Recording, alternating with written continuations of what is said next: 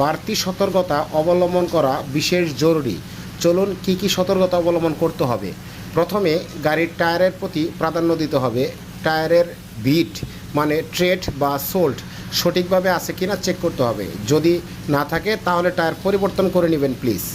গাড়িটি নিয়ন্ত্রণে রাখতে সীমিত গতিতে গাড়ি চালাতে হবে। 3 নম্বরে আছে নিরাপদ দূরত্ব বজায় রেখে গাড়ি চালাতে হবে। 4 নম্বরে আছে সবগুলো চাকার ব্রেক সঠিকভাবে কাজ করছে কিনা একটু চেক করে নিতে হবে। 5 নম্বরে যেটা আছে হ্যাজার্ড লাইট মানে ইন্ডিকেটর লাইট বা প্রয়োজনে হেডলাইট বা ফগ লাইট জ্বালিয়ে কিন্তু গাড়ি চালাতে পারেন।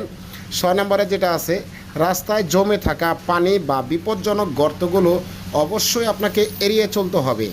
আপনার গাড়িটি আপনার নিয়ন্ত্রণে রাখতে যতগুলো কৌশল অবলম্বন করতে হয় সবগুলো কৌশলে কিন্তু আপনাকেই অবলম্বন করতে হবে।